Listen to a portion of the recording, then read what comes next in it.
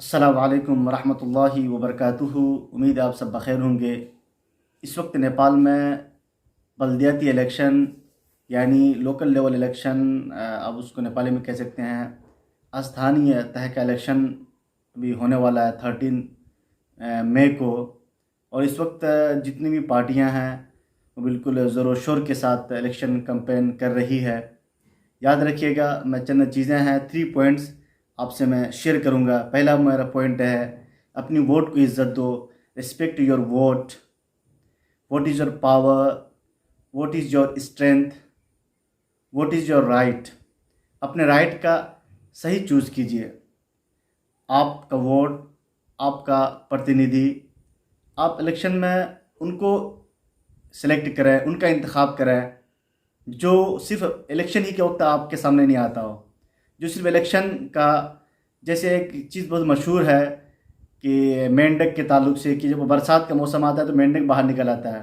तो बहुत से ऐसे लोग हैं जो इलेक्शन के वक्त आपसे वोट मांगेंगे, आपको डिफरेंट कार्ड आपसे खेलेंगे। तो इलेक्शन में आपका प्रतिनिधि, आपका कैंडिडेट, आपका वही होगा उम्मीदवार जो आपका हमेशा आपके दुख दर्द में शरीक होता हो, आपकी परेशानी में शरीक होता हो। जब भी आप उसे कॉल करते हो तो आपके साथ होता हो, और हर मुश्किल घड़ी में, हर मुश्किल वक्त में वो आपका साथ होता हो। ऐसे कैंडिडेट को आप अपनी जगह दें, ऐसे प्रतिनिधि को आप चुनें जो हमेशा आपके साथ रहे, आपके मसाइल को सुलझाते हुए, आपके मसाइल को हल करते हुए नज़र आते हों। मेरा दूसरा पॉइंट है, इस वक्त इलेक्शन के वक्त जब आप कैंपेन कर रहे हों तो बहुत सारे लोग जो मॉरल मॉरल मॉरल यानी अखलाकियात से बाहर निकल आते हैं, वो अखलाकियात को पीछे छोड़ देते हैं।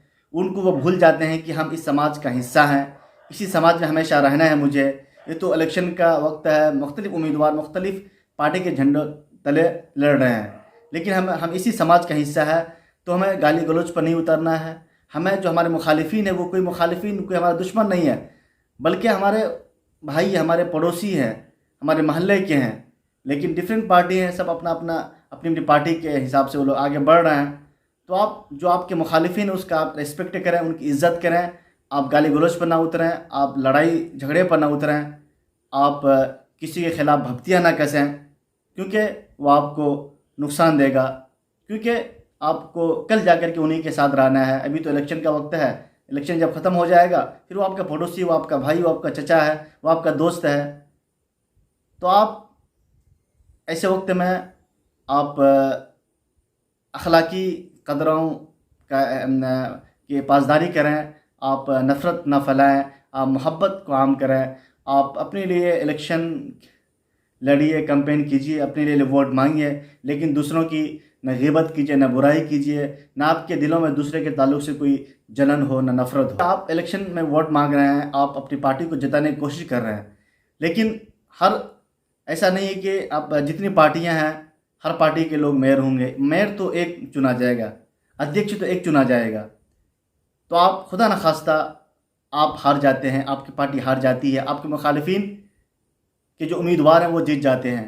जब आप उससे झगड़ा करेंगे, उसके खिलाफ आप नफ़रतें फैलाएंगे, कल जाकर के फिर जब आपका वो वार्डाध्यक्ष होगा, कल जाकर के वो आपका मेयर होगा, वो आपका प्रतिनिधि होगा, तो फिर आप किस मुंह से उनका सामना करेंगे, आप किस मुंह से उनसे बात करेंगे। तो ये कि आप अपने लिए वोट मांगिए, लेकिन दूसरों के खिलाफ नफ़रत न फैलाइए, दूसरों के खिलाफ आप गंदी ज़ुबान का इस्तेमाल ना करें, तब जा कर के। क्योंकि अभी हम मुख्तलिफ लोग लड़ रहे हैं, लेकिन मेयर एक होगा, वार्डाध्यक्ष एक होगा, सदस्य एक होंगे, फिर जाकर के वो हमारा सबका मेयर होगा, कल जाकर के जो जीतेगा वो हमारा सबका वार्डाध्यक्ष होगा। तो एक दूसरों का रिस्पेक्ट करें, इज़्ज़त करें, आप अखलाकियात को आप पामाल ना करें। जो मेरा थर्ड जो पॉइंट है, ये कि हम आपस में लड़ रहे हैं, झगड़ रहे हैं।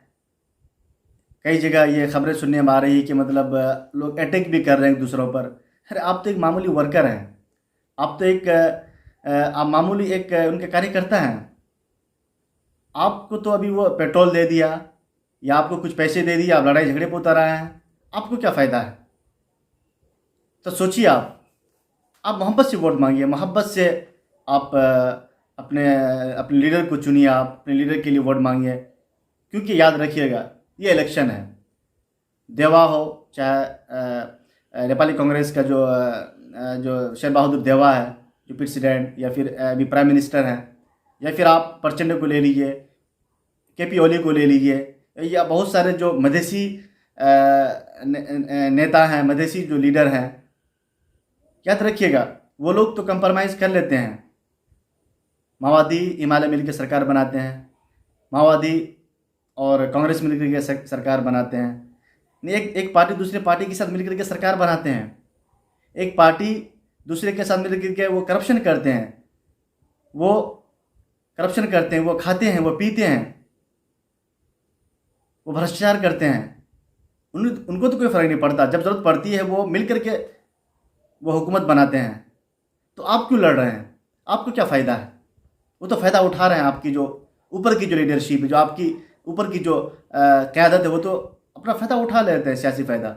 एक दूसरे के साथ मिलकर के प्रधानमंत्री बन जाते हैं, जितने भी ओहदे ले लेते हैं। आप चाहे मधेसी बहुत सारे जो नेता हैं, जो मधेसी आंदोलन की बात करते हैं, जिसमें बहुत सारे लोग शहीद हुए, शहीद तो हो गए, उनको क्या फ़र्क पड़ता है?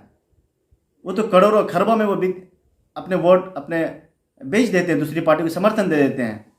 तो याद रखिएगा, आप अच्छी बात है आप पार्टी का हिस्सा रहें, लेकिन आप मोरल को न घटाएं, आप गाली गलौज पर ना उतरें, आप झगड़ा ना करें, मोहब्बत का माहौल बनाएं। जिस तरह केपी ओली शर्मा, शेर बहादुर देवा, प्रचंड जैसे जो लीडरशिप है वो लोग मिलकर के अपना हुकूमत बनाते हैं, तो आपको भी इसी समाज बनाना है। वो आपके भाई हैं, आपके चचा हैं, आपके दोस्त हैं। तो मिलकर के जो भी जिस झंडे के तले आप काम कीजिए, लेकिन जब कोई पार्टी जीतती है वो सबका लीडरशिप होगा, वो सबका मेयर होगा, वो सबका वार्ड अध्यक्ष होगा। फिर मिलकर के हम लोग अपने समाज को बनाएंगे, अपने नगर को बनाएंगे, अपने मुल्क को बनाएंगे। फिर मिलते हैं इंशाल्लाह नेक्स्ट वीडियो में। अस्सलामु अलैकुम रहमतुल्लाहि व बरकातुहू।